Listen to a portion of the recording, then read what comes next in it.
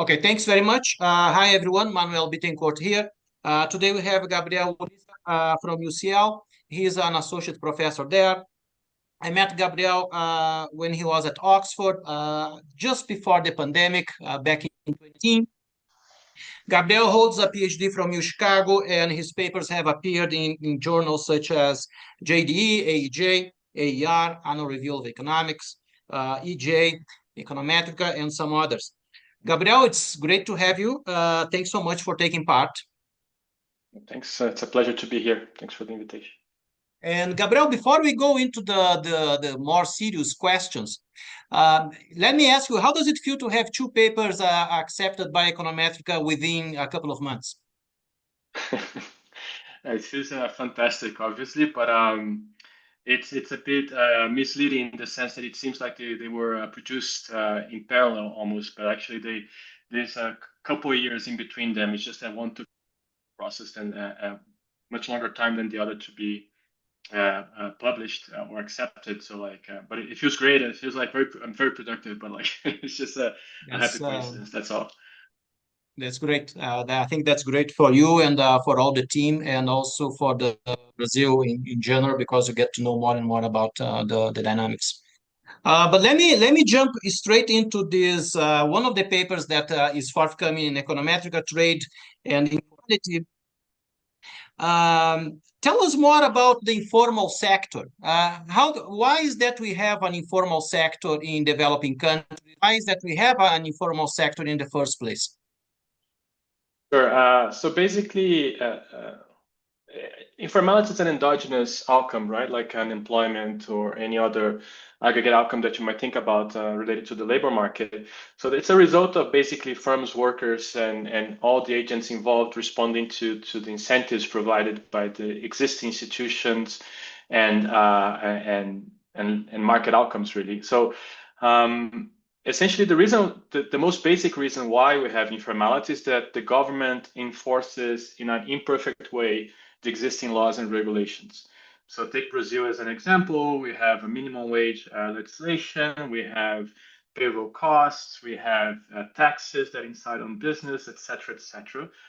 And the government enforces that imperfectly, and therefore that provides the conditions for some firms and some workers to evade those costs by operating informally, be it the business is not registered and therefore is completely informal. That's what I call the extensive marketing. Or it could be also that, and workers also can have completely informal contracts, meaning they don't have in Brazil the signed booklet, which entitles them to all the rights and obligations of a formal contract.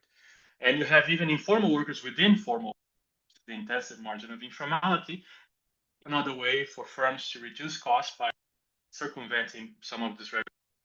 So basically, and why do people also choose to do that is not only because enforcement is weak, but also the perceived benefits of being formal are very, very low in most developing countries. That's also a kind of a constant across countries.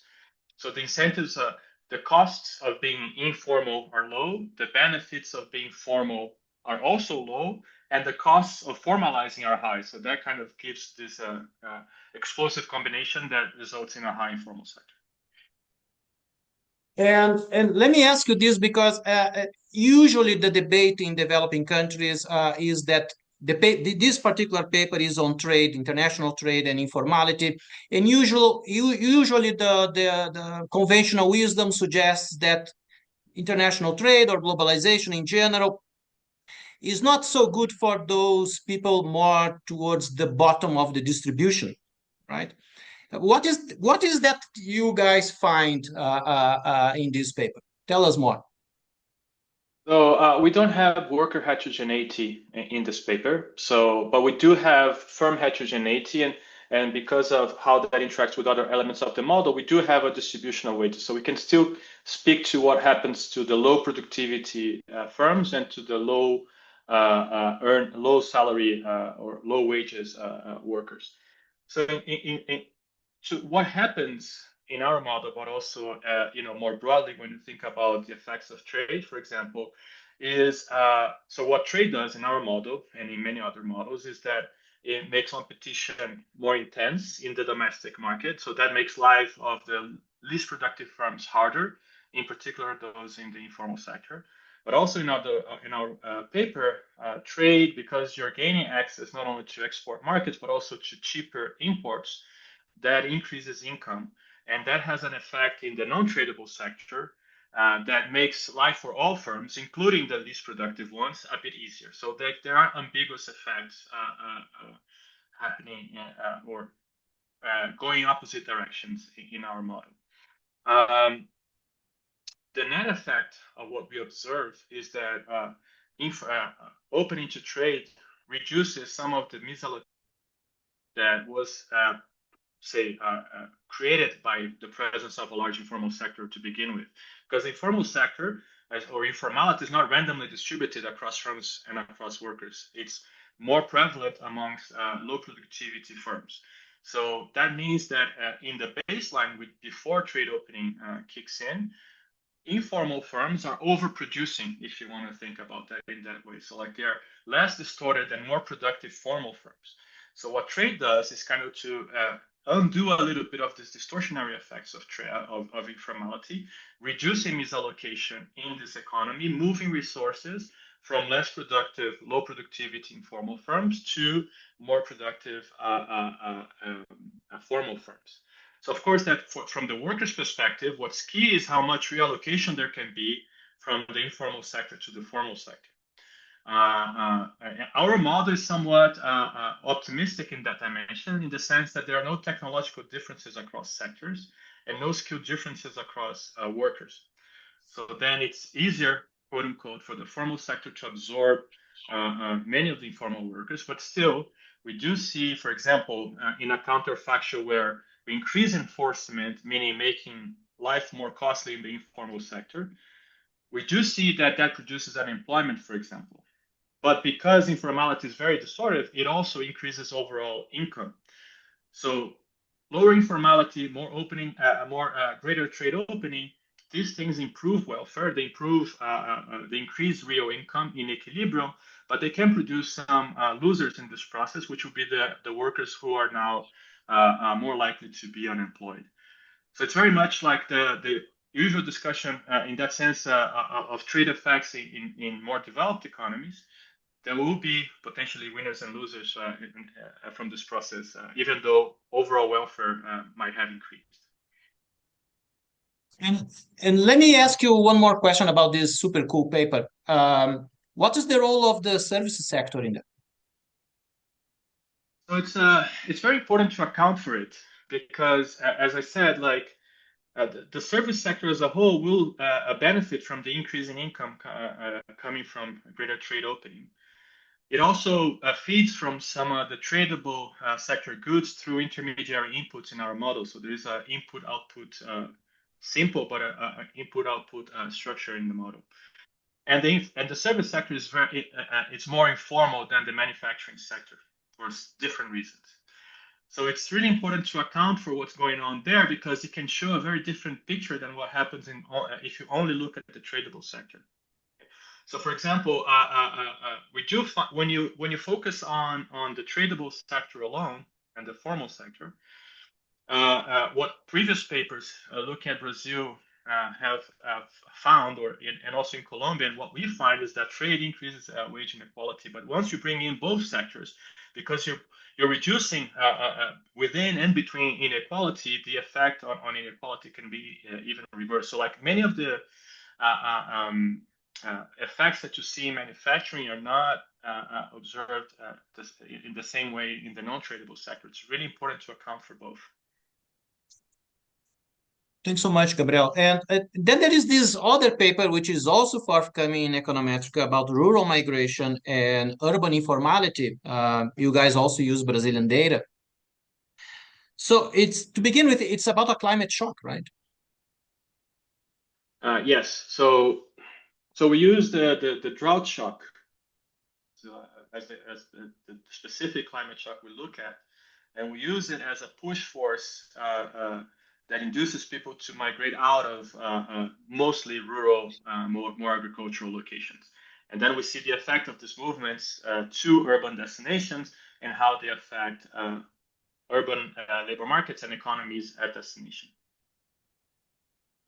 And just to continue on this paper, Gabriel. So there is this migration to cities. Usually when people migrate to cities, they end up in the informal sector. So it's a kind of a recurring story there.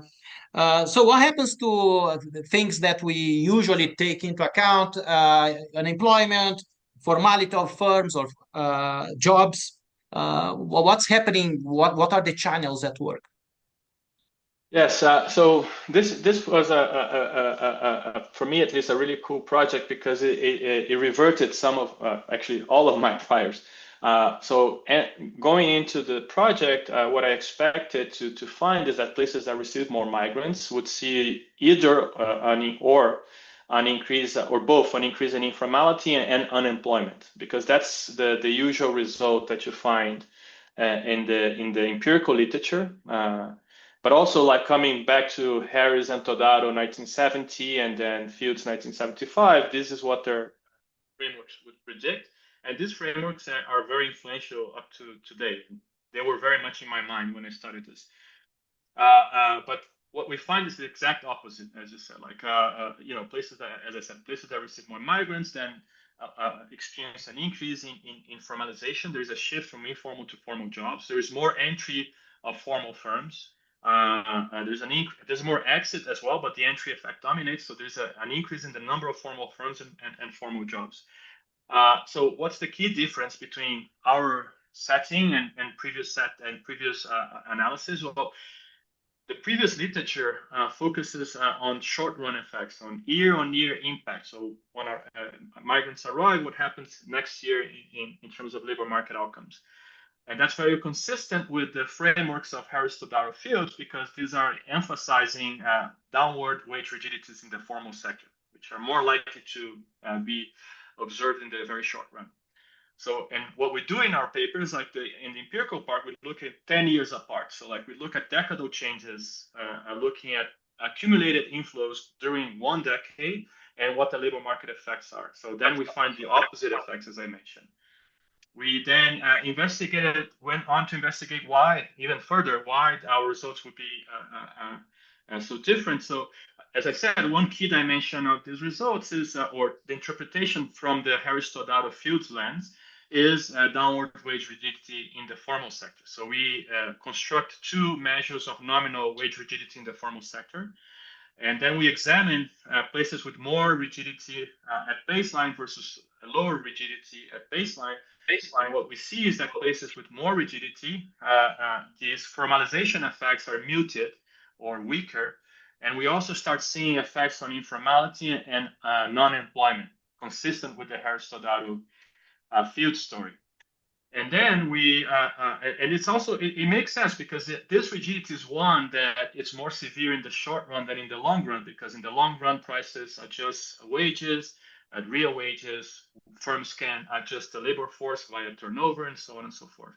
And then finally, to really kind of drive the point home, we do the same year-on-year specification that other papers had used before us. And we do find exactly the same results, that informality and unemployment increase when more migrants arrive. So in the short run, the informal sector absorbs these migrants, not necessarily the migrants themselves. This could be happening with natives as well, because it's all internal migration. They're very close substitutes one to the other. But essentially, the informal sector absorbs this increase in labor force in the short run.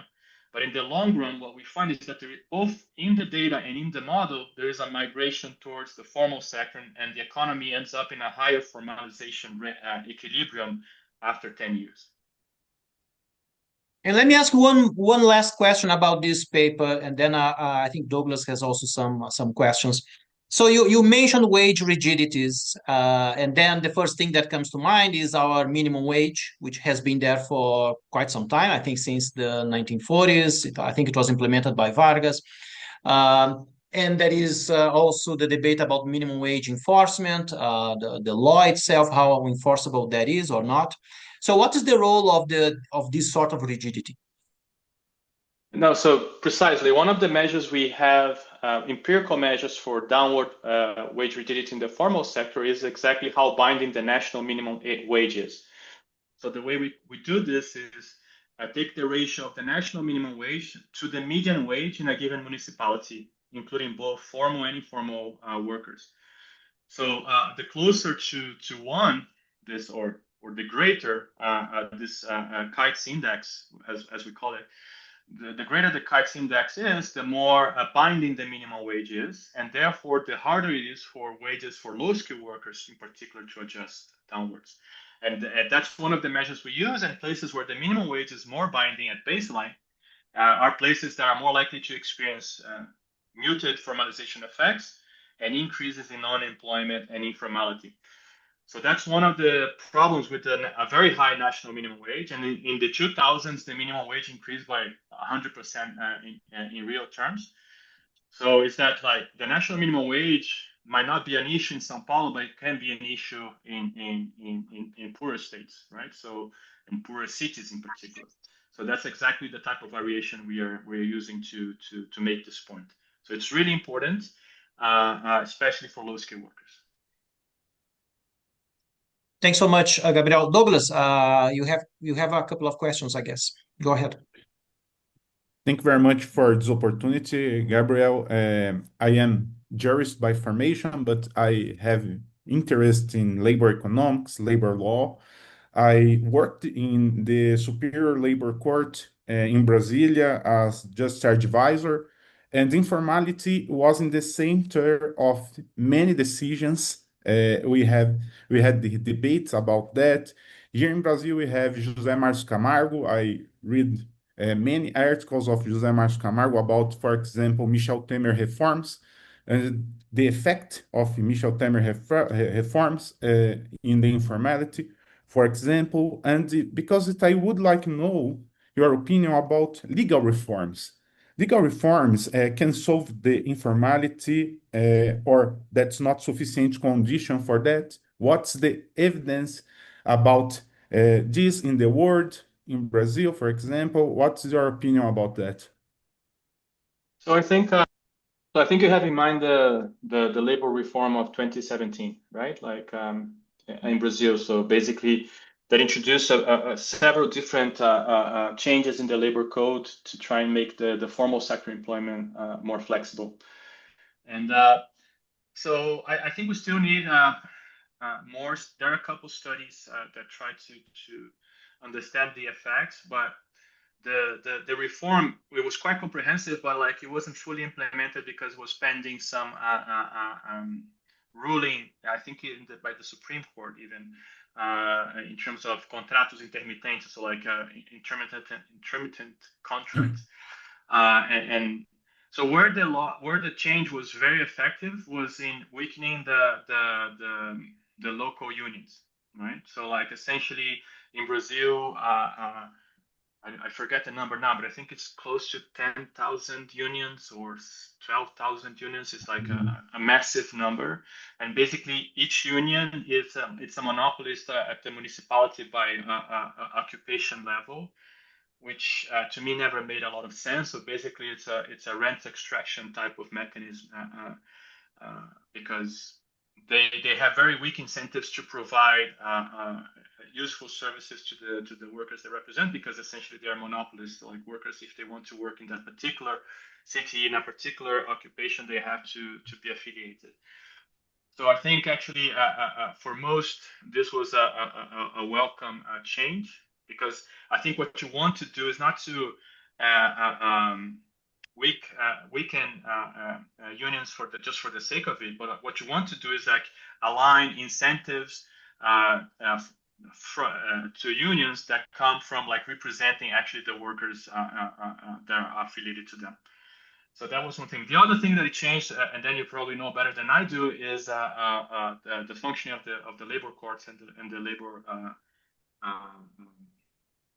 cases. So basically now, like it increased a lot the cost for workers to go and file labor lawsuits suing their employers, and that had a massive effect immediately in the number of labor court processes being observed in the country. So, and then again, this sure can have some negative effects on workers' bargaining power, But on the other hand, we clearly had a very distorted equilibrium because you could guarantee your labor rights after the labor relationship was over. So there was a lot of incentive for a worker and a firm to engage in an informal labor relationship, and the worker could then later try to recover some of the foregone rights in the labor court. That creates a lot of inefficiencies in the labor relationships. Now, what I think in terms of labor market functioning, going back to the issue of informality, what would be key is to allow for more flexible forms of labor contracts within the formal sector, ensuring that workers have access to the basic benefits, but allowing for more flexibility in hours, more flexibility in days of the week to work, etc. My perception is that the way it was done with the contratos intermitentes was a bit over the top, and I think badly designed, and that's why it had so many legal developments after, to a point where actually there was very limited use of these contracts, and up until today, like they really haven't taken off. There's some, but like not as much as you would expect. Now, before we had extremely rigid formal legislation, like extremely, like you basically have almost no part-time contracts, for example, and that's extremely detrimental to women. There's like plenty of evidence that actually these rigid formal contracts make a participation in the formal sector for women particularly hard, especially after having children, because of the way our norms in Brazil work. Like actually, women are overburdened with childcare and household production responsibilities. That demands more flexibility to accommodate with a working life, and in the formal sector, that's basically very hard to do. So all of these, some of these changes would have been welcome, but like I think they were not well implemented and not well regulated, and ended up being underdeveloped and underused in the labor market. So we need a better framework to allow for flexibility in the formal sector. And there is also a lot of qualitative evidence, not only from Brazil, but other countries, that workers are valuing more and more flexibility, ability to work from home and things like that. So I think that has to be incorporated. Thank you very much, Gabriel. Manuel. Thanks, Gabriel. And I also wanted to cover with you a couple of working papers, but I think we don't have the time. But let's try to do one. This working paper on rain-fed cisterns. So there was this policy of distributing rain-fed cisterns to poor households in the Brazilian sertão, or the semi-arid region, which for those who are not from Brazil, it's in the northeast. It's the interior of the northeast of Brazil. Tell us briefly about the data that you guys use and the results and the general implications of your results. Yeah, so this was a big data effort bringing together Cadastro Único, the welfare registry in Brazil, with information from death records, also from Brazil, that have pretty widespread coverage. And so these two main data sets, essentially, together with other data sets, like these main data sources, allowed us to measure migration and mortality for basically the whole population of low socioeconomic status households in Brazil, including those in the semi-arid. And this is key because they are rarely available, both types of information. They are rarely available at the individual level, migration, so you can measure migration, especially for poor households in very disadvantaged areas, and even more so mortality. It's very rare to be able to measure this well. And especially to detect effects on mortality, you need large data sets, because small surveys where people typically do RCTs, for example, it's not well powered enough because it's a rare event. Even in more vulnerable areas, thankfully, it's a rare event. So you need big data sets to detect these effects. So we made this massive data effort, and we're able to look at the effects of cisterns on both. And they're both key because migration, you want to exactly reduce migration by introducing in-place adaptation policy. You want to allow people who live in those more affected areas to remain there if they want to. And that's exactly what cisterns do. They reduce migration by 25%. And so these are massive effects, and they're stronger for poorer households. So like the more vulnerable ones are exactly the ones that benefit the most and are able to stay in place. For those of you who are Brazilian, like will remember the song Só deixa meu cariri no último pau de arara. So it's basically that story here. Like if you give them the condition to stay in place, they do stay in place and avoid migration. And not only that, but also like the reductions in mortality are very big. On average, we show an effect of 19% reduction in mortality rates, which is big. It is mostly concentrated in women and older people. So these are the two groups that benefit the most. So in terms of gender, promoting gender equality, in a sense, this is also massive because our women are the ones who are reducing their migration the most, and also the ones who die less now the most. And so these are very strong effects that we find, which is a massive success story for a very cheap policy, I have to say. The cost-benefit analysis is massively positive in favor of cisterns. So it should be a no-brainer. That's something that the government should do for all households in the same area. Thanks so much. So I think we have time for one more question, if you don't mind. So there is also this, which is still a working paper on social housing in Brazil. So again, there is this housing lottery program at some point. So again, tell us more about the data that you guys made use of and the results, in particular in terms of employment and poverty reduction.